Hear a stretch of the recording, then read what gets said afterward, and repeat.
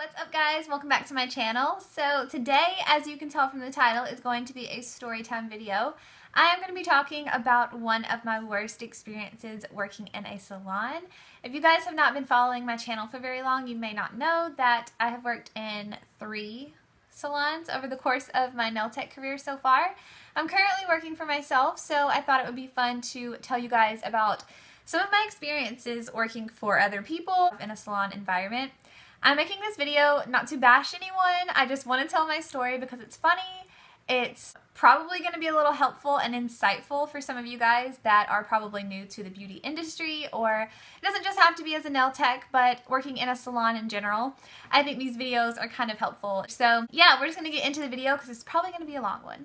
So I was actually in the process of leaving my salon that I was working at the time, and a coworker actually referred this new salon to me. It was supposed to be a high-end salon, kind of almost a full-service salon. They offered hair services, waxing, nails, things like that. It sounded pretty awesome. It was a little ways away from my home. I probably did 2 hours worth of driving every single day back and forth to the salon, but I thought it was going to be worth it. I apply to this new salon. I have my interview, and the owner seemed to love me. She loved my work. So I started working in this new salon, and like I said at the time, even in my interview, the owner was telling me how this is a high-end salon.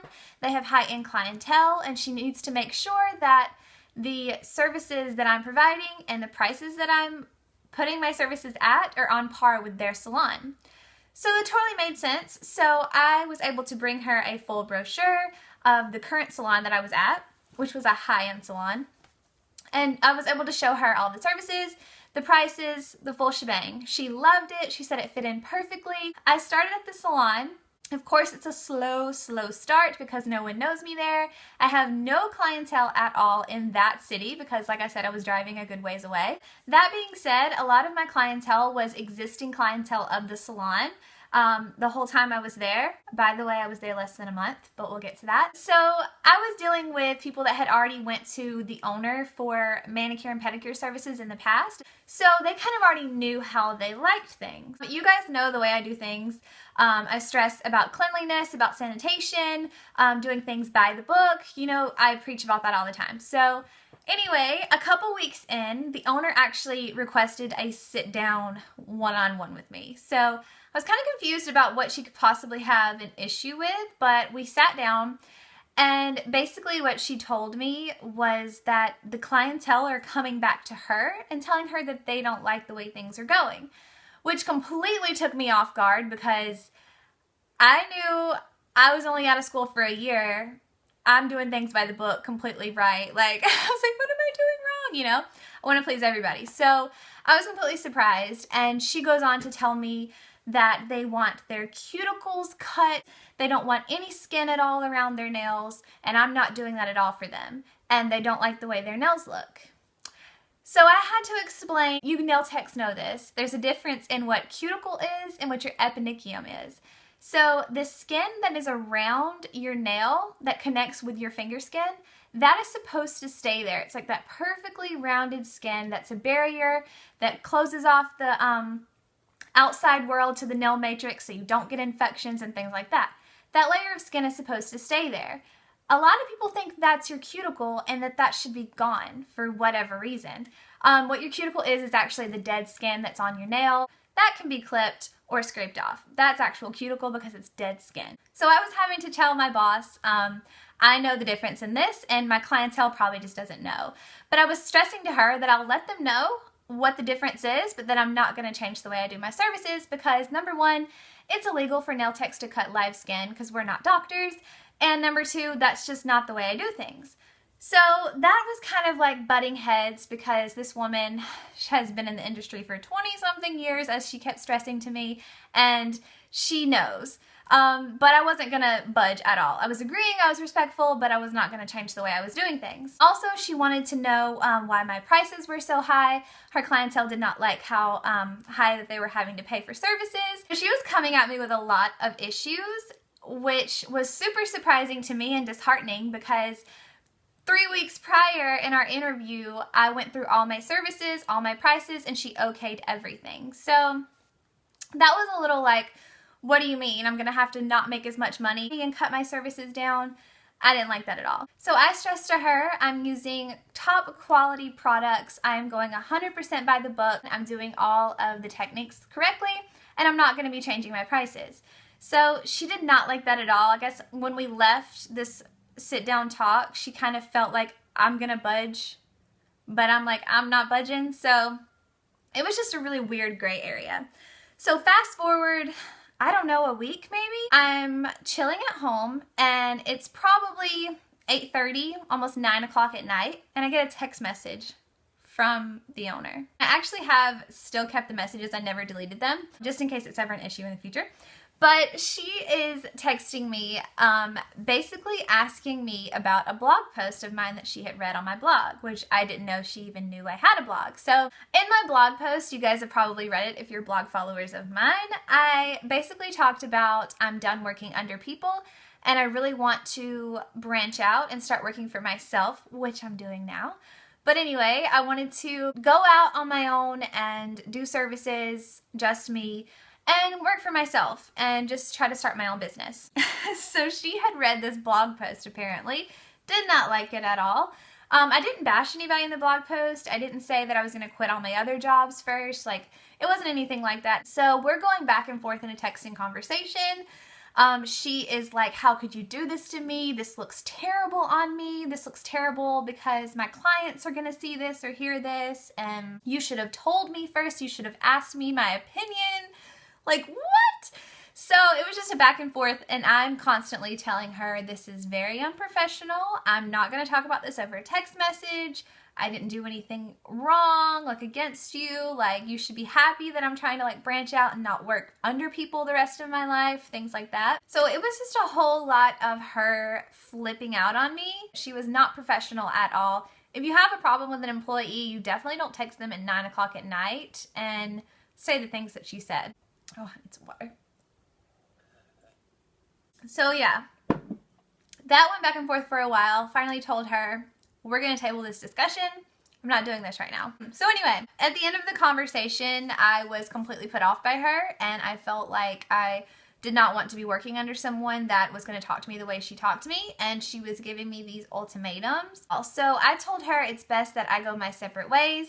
And that was that. So the following Monday, I go up to the salon to get my things. So I go up to the salon. I have my boyfriend ride with me, but he stays in the car. And I just run in. I knew I didn't have a lot of stuff there, so I didn't really worry about having to spend too much time there. The owner was there. I walked in through like the front like lobby and then go down the hall, and that's where the nail room is. And she had a large like cardboard box, like a moving box, like sitting on top of my nail table for me, which was ridiculous. But anyway, I didn't use that. I just grabbed all my stuff, collected all my things. I ended up having more than I realized, so I had to make 2 trips. So I like walk out in front of everyone, I like put my stuff in the car and then come back in, get the rest of my things, and I'm walking out for the last time, and she had moved into that lobby to where I would have to walk by her to leave. And she's sitting over at the desk or whatever on her phone or something like that. And I'm like not even saying anything. I'm just like walking out or whatever. And I was going to be like, goodbye, whatever. So like I walk out, and like before I get to the door, she's like, oh, by the way. I'm like, here we go. Oh, and by the way, this woman's like 50 or something, like 50. She's like 50 something, I think. She's a grown woman. She was like, by the way, that's illegal. Talking about my on location businesses or business. She's like, yeah, I have the email right here. And she's like showing her phone. She was like, I guess talking about state board or whatever. It says it right here that you can't do that. I asked them. That's illegal. Just so you know, because I don't want anybody setting themselves up for failure. It's illegal. And I was just like, okay, all right. I'm not about to argue with this woman. It's the type of person that they know everything. They've been in the game. They've done it all. Like, you can't tell them nothing kind of person. And she just wasn't worth my time. So I was just like, okay, thanks. And she was like, I just want to let you know, just so you don't set yourself up for failure, but that's illegal. And I was like, thanks, bye. And just walked right out and got in my car. So yeah, I thought that was going to be like, done. I'm done with this woman. Never have to see her again because I don't come up here anyway to this town. I thought that was going to be my last interaction with her, but I was wrong. So fast forward, how many weeks? I'm not sure, but it was weeks. I had put up a little ad on my Facebook page talking about my on-location services that I do. I was already doing on-location services. That's the crazy part also of this story, guys, that I didn't add in earlier. And at the time, I was already still working with a company that does on-location hair, makeup, and nail services. I was working with that company when I got that job at this salon, and I worked through the whole time or whatever because it was just like a weekend thing. So that's what blew my mind, that she had an issue that I would go out on my own and have a business, because I was already working with another business. So I don't know why she had an issue with me and then with not them. But anyway, I put an ad up on my Facebook page talking about my personal services in my county. So my county does not include her county because it's like an hour or whatever away. Well, I had a person that I did not know personally, never had them as a client, had no idea who this person was, comment on my Facebook page on that post and said, "This is illegal." I had someone tell me that this is illegal, like you shouldn't be doing this or whatever. Who do you think told her that? So I can click through on their profile and see her page even though we're not friends. So I click on this person that had commented. Her like top in her like little friends box that it shows the friends and mutual friends and things like that was the owner of that salon that I just quit. And she lives in the same county or same city as that salon, and it shows that she's checked into that salon before. And I'm like, this owner, this grown-ass woman, is like gossiping and chatting to her random clients about some random girl that's like half her age that she has nothing to do with anymore. She's like talking shit about me and then having them come and write it on my Facebook page for all of my friends to see. Like, how disrespectful and unprofessional is that? So anyway, I just delete, block, whatever. It was just a lot of drama that I don't like, that I'm not into at all. I kind of cut that out of my life real quick, but that is the end of that. I have not heard from this woman. I don't think I had any more issues with people talking shit on my Facebook page, but all in all, the moral of the story is this is not illegal. I would not be doing something that is illegal, and I wouldn't have been able to do it for over a year now. How, like, by the book I am, I know the rules. Like, don't you think I would have researched that? I would have asked. I would have done my homework before I would have created a whole business around it. Like, that's just ridiculous. But yeah, that is enough for the story time. I feel like I've talked forever. If you guys enjoyed this, give it a thumbs up. Also, if you want more storytime videos, give this video a thumbs up too, and I'd love to do some more for you guys. So yeah, thank you so much for watching, and I'll see you in my next one. Bye, guys.